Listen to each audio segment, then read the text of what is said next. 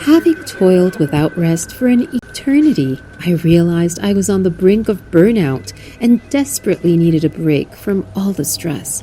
I approached my manager, David Halter, and asked for a 4-day leave.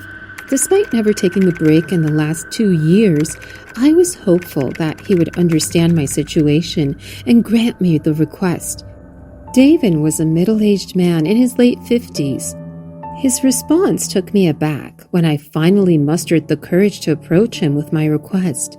He approved my leave application and gave me a 7-day stay pass to the 12 Apostles Hotel and Spa, a luxurious resort above the Atlantic Ocean. The thought of being surrounded by the ocean's soothing sound and the coastline's picturesque view was exhilarating. I could feel the excitement building up inside me as I imagined myself lounging on the beach, sipping a refreshing cocktail, and watching the sunset over the horizon. I was grateful for the opportunity to take a well-deserved break and recharge my batteries. I couldn't wait to pack my bags and embark on this much-needed vacation. When I arrived home, I contacted KLM customer service to book a round-trip flight from Bogota to Cape Town. On my return, I chose a Thursday to Sunday night flight and opted for business class on my outbound journey and premium economy. Despite the long flight, I was thrilled about the trip and decided to shop for all the necessary items beforehand. Finally, the day arrived, and I was ready to embark on my journey. Upon arrival in Cape Town, I spent the entire day in my hotel room, resting and preparing for the next day's tour. However, my peaceful slumber was abruptly cut short by a doorbell ringing in the middle of the night. I begrudgingly got out of bed to answer the door, only to be met by a member of the hotel staff holding a package. He claimed that it was for someone in the name of Bella Washer. I was shocked to hear my name, since I hadn't mentioned my trip to anyone and didn't know anyone in Cape Town. I tried explaining to the staff member that he had the wrong person, but he just nodded and left, leaving me uneasy and curious about the mysterious package. As I put the innocuous box on my bedside table, I felt a sense of unease wash over me. A nameless entity had sent it to me, and the thought of receiving something from someone I didn't know was enough to make my skin crawl. I sat next to it for 2 hours, trying to ignore it, but my curiosity eventually got the better of me. I mustered up the courage to open it, and inside I found a stunning bouquet and velvet card. However, when I looked at the card, I realized no writing was on it, a strange and alarming fact. I couldn't shake the feeling of being stalked by someone.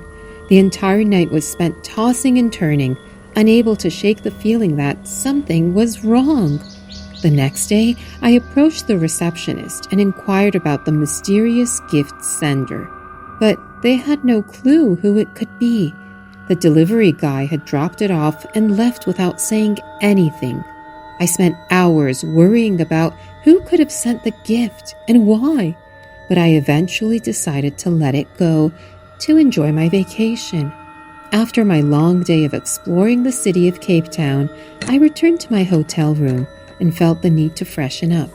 I turned on the faucet and let the warm water cascade over my body, washing away the day's grime and exhaustion. Feeling rejuvenated, I went to sleep. The next day, I woke up early, got dressed, and set out for another adventure, taking in the sights and sounds of the city. However, as I walked down the vibrant streets, I couldn't shake the feeling that someone was watching me. I looked around, but saw no one suspicious, just a few people walking by. I wondered if I was being paranoid after that night's unsettling encounter. Nevertheless, I decided to keep my guard up and continued my tour. As the sun began to set, I found myself at a bar and decided to have some drinks. Walking in, I noticed 3 men following me and checking me out. I tried to ignore them and ordered 3 vodka shots, downing them all in one go. As I sipped on my drink, I couldn't help but feel like someone was watching me. Turning my head, I caught the gaze of one of the guys who had entered the bar with me. He was staring at me intently, and when he realized I had noticed him, he flashed me a smile and started walking over to me. Despite his friendly demeanor, I politely declined his offer to join me. I was on this vacation to enjoy some time alone, away from male distractions. My past experiences had taught me that I needed to be cautious around men. A little while later, another guy approached me and asked me for a dance. Once again, I declined, preferring instead to focus on my drink. As the night wore on, I started to feel a little tipsy, so I decided to call it a night and head back to my hotel room. I don't remember much about how I got there, but when I woke up the following day, I was still wearing the dress I had on the previous night, and my head was pounding. I got up, feeling frustrated, but I was still ready to start the day. After a long shower, I got dressed and went to explore the local market area. My primary purpose for today was to shop, and I was excited to see what the market offered. While browsing through some beautiful jewelry pieces, I noticed the same group of guys from last night walking around the area. I couldn't help but feel suspicious of them, especially after the strange gift I received that night. Frustrated by the situation, I decided to head back to my hotel room, where I could relax and enjoy some of the hotel's amenities. However, as soon as I entered my room, I received a call from reception, informing me that another parcel was in my name. I was curious about the sender, but the receptionist knew nothing about it. After a few minutes, there was a knock on my door, and I found the parcel sitting on the floor. I scanned the area to see if anyone was watching me, but there was no one. I picked up the box and examined it. It was wrapped beautifully, and there was no indication of who sent it. I couldn't resist the urge to open it, and as I did, I found a blank note, a beautiful necklace, and a white rose inside. To my surprise, it was the same necklace I had admired in the jewelry store earlier. Feeling frustrated and confused, I returned to the store and investigated. I wanted to know who sent me the necklace and why. When I got to the jewelry store, they mentioned a blonde guy named Derry Pecker. They didn't want to disclose his details, but after I requested them for a while, they provided me with his contact details. I returned to the hotel room and sat on my bed while staring at my phone, wondering if I should call him. Finally, I pressed his number on the dial pad and put the cell phone to my ear. After the third ring, a guy with a husky voice picked up the call. I shuddered with horror as he spoke my name and said he knew who I was and where I was calling from.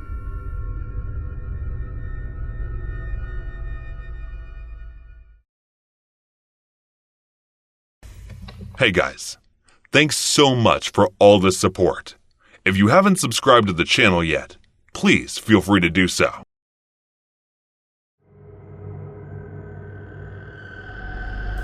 Hello? Yeah, Mom, I just got here. Yeah, don't worry. I booked an Uber. Okay. Don't worry. I'll share my live location.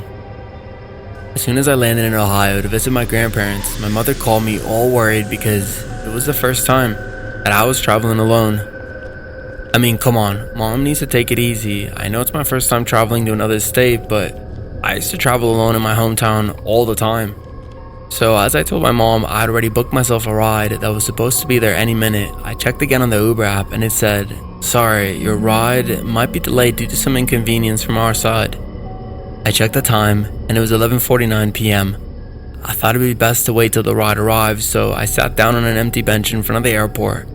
As I was waiting for the Uber, I noticed two drunk guys passing by and turning over in my direction. I got scared by the thought of them molesting me, so I immediately got up and started walking in the opposite direction. At the same time, I saw the Uber car stop in front of me. I double checked and it was my ride. so I immediately got in. "Are you okay, ma'am?" The driver noticed me all panicked, so he asked.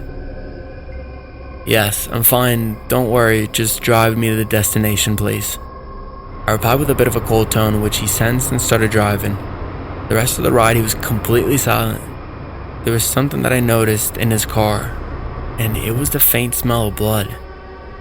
How did I notice this even though it was faint?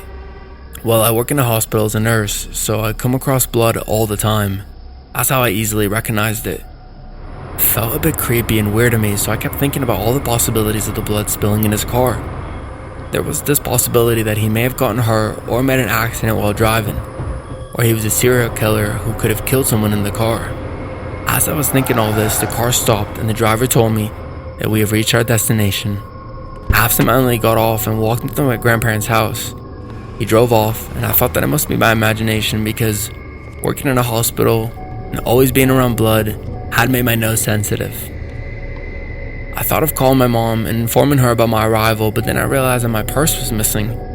Even after looking for it through everything, my stuff and all, I could not find it.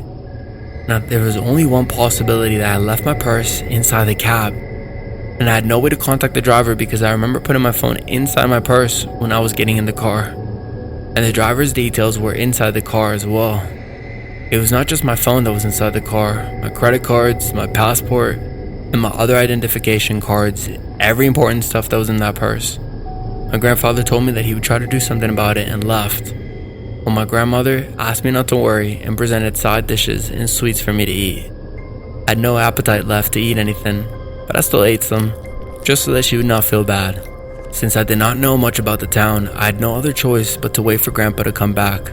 He returned around 4 in the evening and told me that he had reported the police about it, and that they would find it. I knew deep down that it would be no use, and started thinking that I should just forget about my things.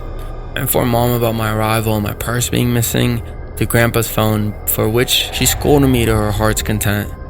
Grandma cooked a nice dinner for us that night, chicken and everything. I thought my purse was gone anyway, so why should I miss out on Grandma's cooking? I ate till my belly started to feel tighten. Trust me, Grandma's cooking is the best, which I could eat without limits. After dinner, she brought dessert, and then I had that. After eating, she guided me upstairs to a room that had an outside view. I opened the window, looked outside, and noticed a car parked in front of Grandma's house. A man was standing outside the car and looking in the direction of our house. I instantly recognized him, and he was the Uber driver. I immediately ran out while Grandma followed me. As I reached the driver, took out a bag and handed it to me. As I was thanking him, I realized the smell of blood was stronger than before. I know I shouldn't think of such a thing at a moment like this, but I still couldn't avoid it. I was thankful for the driver's honesty and the fact that he came back to return my purse to me. The next day, I was playing with Aunt Fry's daughter, and my grandparents were watching the news. Grandma called me to show me something. I walked there and looked in the direction of the television where she pointed a finger. The news was broadcasting about an Uber driver going off and killing rapists. I recognized him by the picture. I finally understood the reason behind the blood smell in his car. He was arrested and the investigation was going on. So we followed and continued watching the news for the next few days. It was revealed that he was a single father of a 7-year-old beautiful daughter and earned a living by driving for Uber. One day when he had left his daughter with a nanny and was at work, the nanny along with her daughter were gang raped and murdered. When he returned, he found a very disturbing sight of their bodies, which made him tremble and angry to his core. He reported the case to the police, but the police were unable to find the culprits behind the crime. So he decided to take the matters into his own hands and went on a killing spree against the rapists. He'd killed more than 8 people who had raped infants, young women, and elderly ladies. I saw the final news before my departure from my grandparents' house. He was being held on trial and that the murder of his daughter and the nanny were being investigated. One thought that crossed my mind, even though it is not right by law, was I wish more people like him emerge and kill the inhumane beings and monsters of our lives.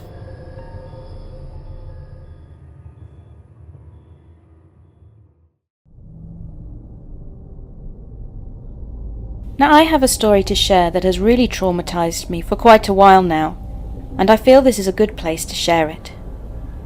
So I'm from New Zealand, And over there we have the odd missing person or scary murder case, but it's otherwise safe here and not much goes on. I mean that in a way that as a 19-year-old girl, I feel comfortable to walk the streets at night or go on hikes alone, and everyone looks out for one another generally. This happened in the summer of 2019, and my boyfriend and I were headed out on a picnic date to a spot we had visited many times before, called Karakariki Track. It's at the end of a very long, windy and rural farm road off of the state highway. So you drive for about 15 to 20 minutes from the main road down a long farm stretch, and at the end is a large cul-de-sac and a massive surrounding farm. The owners of the farm have left the land kind of open to the public as a reserve, because there are native trees and other things, and because about a 15-minute walk from the cul-de-sac car park there's a small waterfall you can go swimming in. The track is really popular, as it's one of the closest swimming spots to the nearest city, which is Hamilton, and it's really scenic and beautiful. You can cross footbridges and pass by creek beds, etc., and the farmers still go through every now and then to do their work, but there are fenced-off areas that the public can't enter too, as they still actively work the land. So this particular day, my boyfriend and I were really happy, because the parking lot was empty and it was a super hot summer's day, which was really rare. We saw the farmer crossing with his cows through the gate on a quad as we arrived, and he smiled and waved at us. He was an older man, and we had spoken before as we were regular visitors. So we set off towards the waterfall, and crossed one footbridge and passed through a big paddock of cows. Now the track is quite narrow, and the creek is right next to it down a bank, so you have to be careful. We saw the waterfall, decided against swimming as we had no towels, and headed back towards the car park. On our way back we decided to go down a little bit of a steep gravel off-ramp from the track that led to a more private tree-covered area right by the creek. We were kissing and whatnot, and I was laying on my tummy reading a book as my boyfriend was sitting up playing on his phone, rubbing my back and playing with my hair. We were there for about 10 minutes before I turned and glanced up the gravel path. Way up, even further on a hill through one of the farmer's gates, I saw a big man on a quad bike who I didn't recognize as one of the farmers, as there's only an old couple who work the land. But he was just sitting there, staring at my boyfriend and I. I don't even want to think about how long he had been there before we'd noticed, so I told my boyfriend what I could see, making him turn to look too. As soon as the guy saw we were both looking at him, he opened the gate and started heading down towards us. We immediately got up to leave, as we didn't want to have a conversation with a farmer about us getting freaky on his land, which is what we both assumed would happen. But it was so much worse. This guy came down the gravel track and ran his quad right through the creek.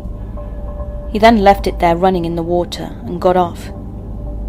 He was talking to himself, saying things along the lines of, "I messed my quad," and "I've damaged my engine," over and over before he even got anywhere near us. My boyfriend and I were gathering our things to leave at this point, when he began to head towards us. He didn't even make small talk, which was really strange, because he went straight into saying, "Have you guys seen any fish?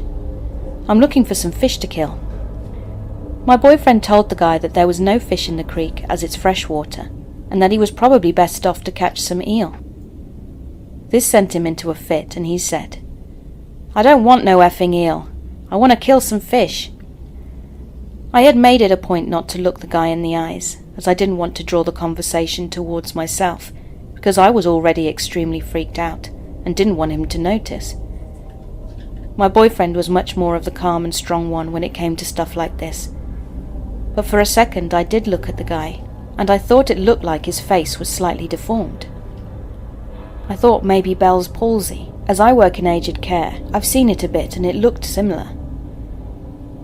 I bent down to tie my shoelace, and as I stood back up, that's when I noticed a pistol on this man's waist. Now listen to me closely. This is the first and last time in my entire life I have ever seen a real-life gun, as it's incredibly hard to get a firearm in New Zealand, especially after the regulations following the mass shooting in Christchurch. And not only that, he had one pistol on his belt and was waving another one about in his hand as he talked to my boyfriend about wanting to kill some fish. He was aiming it down to the creek every now and again, then swinging it around on his finger. My boyfriend gave me this stern look, and stern is the best word for it, because the look spoke a million words to me in that moment, and he nodded his head towards the gravel hill leading back to the track. I grabbed the 2 bags we had, fake-checked my phone and told the man that our family were waiting for us back at the car park. He completely ignored what I had said though, and instead said, "That's a cool hat you've got on," or something along those lines that were completely irrelevant. So I dismissed myself, said goodbye, and made my way to the hill. In my mind, I didn't want to look back and see that my boyfriend had been shot and then a gun at my own head. I knew that our best bet was me getting up this hill onto the narrow path where he couldn't ride his quad and sprint towards the farmer's house. As I was walking up the hill, this guy said to my boyfriend, "That's a really pretty girl you've got there." It was like all the intentions of his that I didn't want to believe were just then confirmed. I actually felt like I was going to die. My boyfriend, though, said a quick, "Thank you, we'll be off now," and headed up the hill with me. The guy kept talking, though, like the conversation hadn't ended, even as we headed away. He just stood there, gun in hand, and watched us leave. As soon as we were around the corner, we sprinted all the way back to the car park, where there were over 10 empty gun shells. We hadn't noticed this before. We had run into 2 girls in bikinis arriving at the spot, and informed them about the guy and everything that had just happened, so they got in their cars and left immediately. We tried to go to the farmer's house to ask if he knew the guy, as we'd never seen him on the land before, but they weren't home anymore. And as for the gun, it's still really freaky to me, as I'd never seen one before. But the pistols the guy had looked quite old and rusty, and when we discussed the incident on the way home, my boyfriend suggested they were probably handed down to him from someone else. This incident has stuck with me for the past few years, and my boyfriend and I have not been able to return to that spot again, which really sucks, because that's where we had our first date, and it meant a lot to us. I had to drive past the road leading to the track for about a year too, as I commuted between towns, and it always made me feel sick. I could have lost my life or my partner that day, or so much worse, and I'm always extremely grateful that my boyfriend is the man that he is, and was able to steer the guy away from us for us to leave. To communicate to me through movement, to tell me what to do in my freaked out state too. He told me afterwards that he was ready to die if he had to, because knowing the guy had been watching us beforehand and complimented me in the way that he did, it was clear that he could have had some scary intentions. It's also made me way more fearful now to travel in the bush alone, which I've done my whole life.